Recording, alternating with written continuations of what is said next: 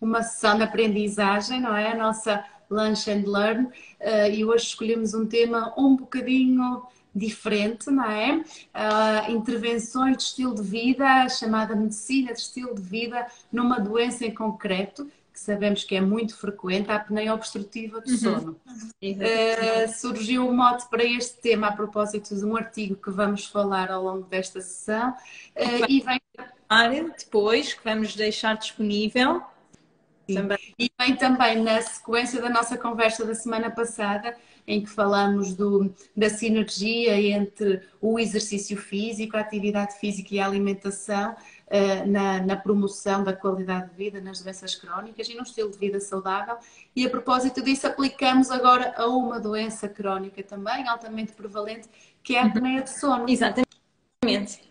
Ora bem, eu antes de avançarmos, eu queria só. Nós temos alguns colegas nossos a assistir, mas também para todos aqueles que não são da área da pneumologia e que não estão tão habituados, nós hoje, o mote ou a doença que vamos falar chama-se SAUS vulgarmente. E SAUS são as iniciais de uma doença que se chama Síndrome da Apneia Obstrutiva do Sono. E basicamente, o que é que isto é? A via aérea são canos, é a canalização que basicamente leva oxigênio e traz dióxido de carbono, isto de uma maneira muito simplista, e durante a noite muitos dos nossos sensores e do nosso sistema nervoso relaxa e em algumas pessoas que há várias causas, podem ser causas anatómicas, da estrutura da via aérea, pode ser o excesso de peso, pode ser a própria fraqueza muscular durante a noite, que faz com que haja basicamente a via aérea, em vez de estar assim com o calibre,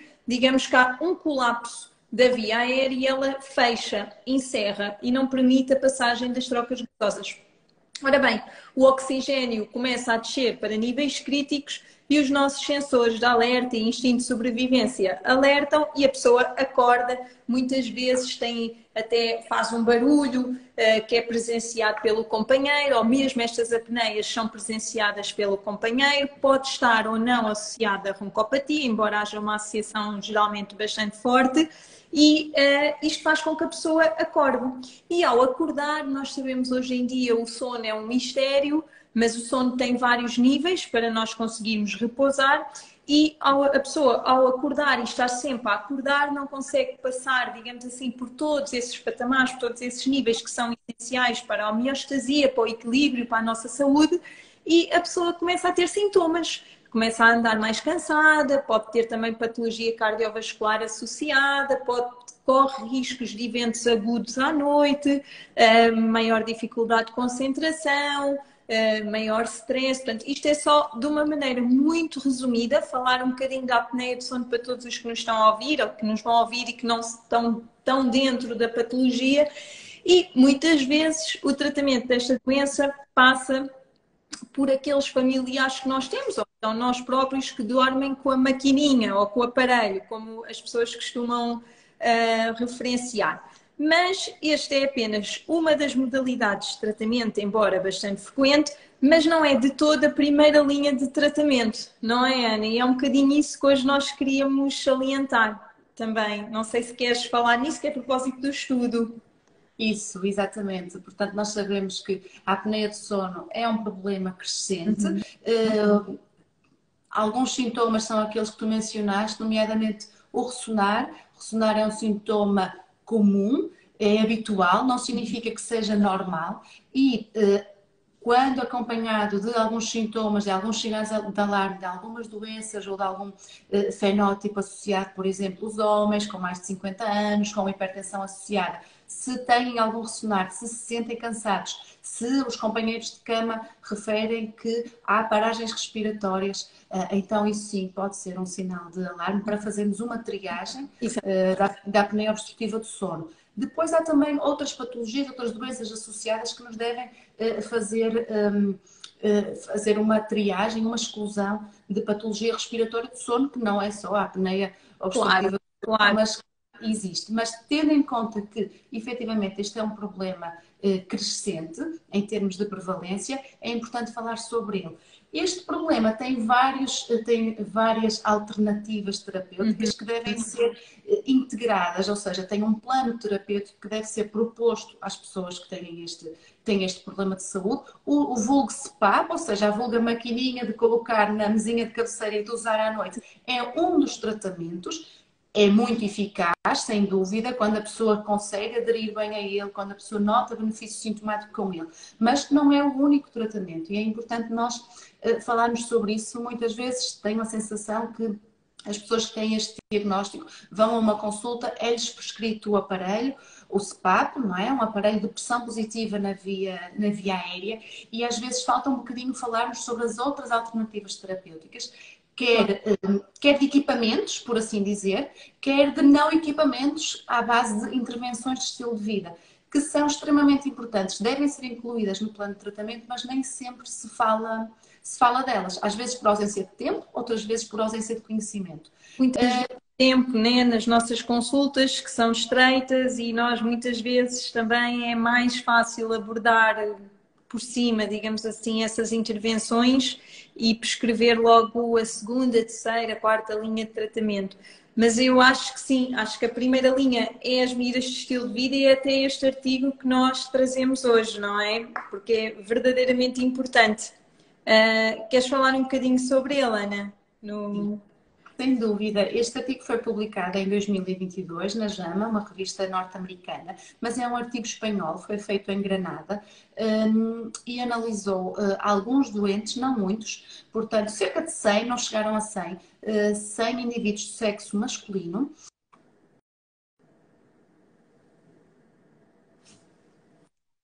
Grave, com excesso de peso, com um IMC superior a 25. Portanto, estes doentes tinham indicação para fazer o tratamento com pressão positiva, com o vulgo CPAP, e foram divididos em dois grupos. Um grupo que fez o tratamento habitual, com o CPAP, e o outro grupo que fez, para além do CPAP, intervenções estruturadas de estilo de vida, nomeadamente 8 semanas de intervenção, com um plano nutricional, à base de uma educação nutricional, uma educação em relação ao exercício físico, com sessões semanais também de exercício físico, e sessões educacionais também em relação ao sono, ao tabaco e ao álcool. Portanto, é uma intervenção muito cognitiva ou comportamental.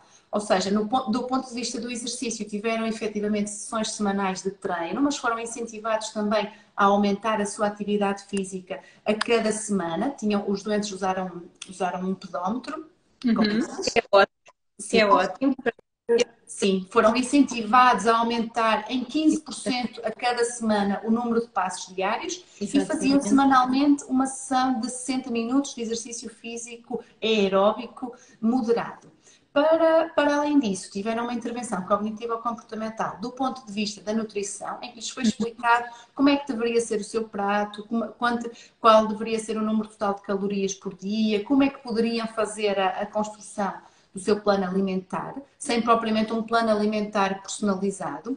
Tiveram depois também estratégias cognitivo-comportamentais em relação ao sono, uma higiene de sono adequada. Sabemos que muitas vezes os doentes com apneia do sono têm aqui alguns hábitos errados de higiene de sono, nomeadamente prolongar a hora de deitar, dormirem menos horas porque sabem que o sono é fragmentado, e depois ter horários de sono também irregulares e não muito adequados. E depois, educação também em relação ao tabaco, à redução do consumo de tabaco e à sua cessação, e em relação ao álcool, naqueles doentes que tinham um consumo excessivo de álcool, uma redução desse consumo com estratégias cognitivas e comportamentais, volto a dizer, que são usadas sempre que queremos fazer uma mudança de estilo de vida, uma mudança de comportamentos. Estas estratégias são benéficas e ajudam-nos a conseguirmos essa mudança de comportamento no bom sentido. E o que este trabalho nos mostrou, depois destas 8 semanas de intervenção, a parte importante que eu quero, que é aquilo que nós queremos mesmo transmitir, os resultados que a Ana vai falar agora, é que estas recomendações de nutrição, de exercício físico, de evicção de substâncias tóxicas, de aumentar a carga, ou seja, interiorizar isto como sendo mesmo uma prescrição ainda por cima de primeira linha e que pode mexer não só com a patologia do sono, mas com todas as outras patologias que geralmente depois estão associadas, obesidade, cardiovascular, os resultados deste estudo são impressionantes e são fantásticos e, portanto, acho que vale a pena ouvirmos as percentagens, os resultados, porque é mais algo que nós devemos dizer para motivar os nossos doentes a conseguirem atingir melhores outcomes sem terapêuticas tão agressivas e melhorando muito a saúde. Desculpa, Ana, mas interrompi-te. Conta-nos então os resultados que foram fantásticos do estudo. Então, repara, deste grupo de doentes que fizeram estas intervenções de estilo de vida, que não foi nada de obrigatório, por assim dizer, fizeram uma sessão semanal, 60 minutos de caminhada, exercício físico moderado, para ter uma subida da frequência cardíaca após 50%, 60% daquilo que era previsto, e que fizeram sessões semanais / de 2 em 2 semanas educativas sobre a importância de se alimentarem bem, a importância de reduzir o consumo de tabaco, de álcool. Com o tratamento habitual do SPAP, este estudo demonstrou que uma perda de mais ou menos 7% do peso corporal, também nada de extraordinário, em 8 semanas uma perda de 7% do peso corporal, melhorou a gravidade da apneia de sono e melhorou em 50%. Ou seja, temos casos em que o IAH, que é aquele valor que usamos de referência para nos dar a gravidade da apneia de sono, melhorou de moderado a grave, que eram os critérios de inclusão para este trabalho, portanto, de grave de sono, melhorou de moderado a grave para ligeiro ou resolvido. Ou seja, perder 7% do peso corporal nestas 8 semanas fez com que eles, para além, portanto, esta perda de peso com base nestas intervenções, fez com que alguns doentes ficassem sem apneia de sono. Ou seja, deixaram de fazer o SPAP. É tão importante porque realmente houve doentes que com esta intervenção resolveram provavelmente aliás, alguns, não foram todos, alguns diminuíram-se apenas o índice de gravidade da doença, mas alguns doentes conseguiram mesmo reverter o próprio processo. Isto significa que, em termos práticos, eram doentes que teriam indicação para fazer a tal maquininha, o tal CPAP, de pressão positiva, e que, pura e simplesmente, deixaram de ter necessidade de fazer. E com ganhos extras, não é? Porque nós nunca somos somente uma única doença, nós somos um organismo, um conjunto delas. Provavelmente estes doentes que têm associado também hipertensão, colesterol, que se cansam mais, ao adotarem um estilo de vida saudável, conseguem ganhar saúde, melhorar índices de gravidades em praticamente todas as doenças médicas que eu acho que existem, reduzir riscos de desenvolver doenças futuras e, fundamentalmente, ganham qualidade de vida. Sim. Foi interessante que depois estes doentes foram analisados no fim das 8 semanas, mas aos 6 meses. E esses benefícios foram mantidos também aos 6 meses. Ok, é alguma coisa, por norma nós gostamos de ter estudos com mais tempo de seguimento, 2 anos, portanto não sabemos se estes benefícios se mantiveram após os 6 meses ou não, precisaríamos de mais estudos e também provavelmente tratava-se de doentes altamente motivados nesta mudança de estilo de vida, na promoção de um estilo de vida mais saudável, mas este trabalho foi um trabalho que nos mostrou que efetivamente alterações, intervenções no estilo de vida fazem a diferença, quer do ponto de vista da pessoa se sentir melhor, quer do ponto de vista da gestão das suas doenças. Portanto, doentes que deixaram de precisar do SPAP, da pressão positiva, ou que até continuaram a precisar dele, mas os sintomas melhoraram, ou seja, precisam deles com outras pressões, com pressões mais baixas, por exemplo. Portanto, claro que são necessários mais estudos, mais prolongados, com mais doentes, com a inclusão de ambos os sexos, mas este ensaio clínico teve uns resultados que eu achei muito interessantes. Claro. E que nos mostram, no fundo, que a medicina de estilo de vida integra-se aqui, interliga-se também com a medicina do sono e que deve ser incluída num plano de tratamento global, integrativo, não é? De qualquer doente, de qualquer pessoa que tenha patologia respiratória do sono, nomeadamente a apneia obstrutiva. Sem dúvida, sem dúvida.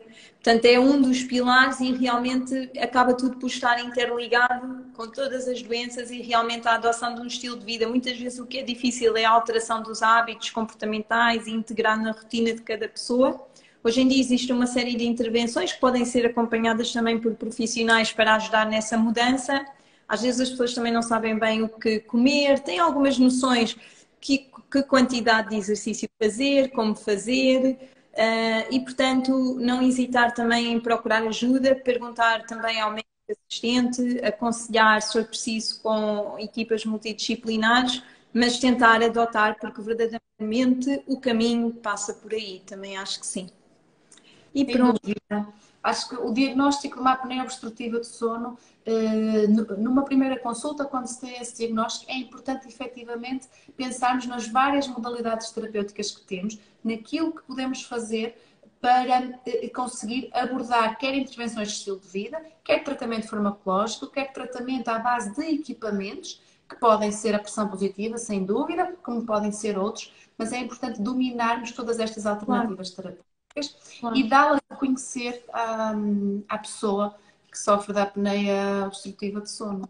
Uma terapêutica não invalida a outra. O grande problema é que eu acho que hoje em dia nós temos tão pouco tempo que, principalmente com as consultas mais a correr, e se calhar tendencialmente tentamos passar logo para a segunda linha e para as outras intervenções e dar muito ao de leve esta primeira abordagem de alterações de medidas do estilo de vida, mas que eu penso que futuramente voltará a ganhar mais peso, digamos assim. E pronto, nós vamos deixar o estudo disponível, não é, Ana? Desta vez, este estudo com o qual nós nos inspirámos e que deixámos para esta semana. E estamos também disponíveis para esclarecimento de dúvidas que possam surgir sobre o tema, para sugerirem novos temas também para as próximas semanas, coisas que gostassem que nós pudéssemos aqui falar um bocadinho. E pronto, não sei se tens assim mais alguma coisa, Ana, para dizer. E alterem a rotina para adotar um estilo de vida mais saudável. Acho que é o mote de hoje, não é? Não só pela apneia de sono, mas pela nossa saúde no global. Isso, uma intervenção no estilo de vida pode melhorar a apneia obstrutiva de sono Claro. e pode melhorar outras patologias crónicas e ajuda-nos a sentir-nos melhor. São estratégias simples que estão à nossa disposição, gratuitas. É preciso haver educação em relação a elas e oferta de estratégias para as conseguir obter. Exatamente. E não é só o bem-estar físico, é também o mental, que depois vem daí, numa altura em que se fala muito e também é muito importante. Está bem, então, obrigada. Alguma dúvida ficamos depois à disposição. Vamos deixar também esta conversa depois disponível e ficamos a aguardar sugestões de temas para as próximas semanas. Está bem? Até para a semana. Obrigada. Adeus. Adeus.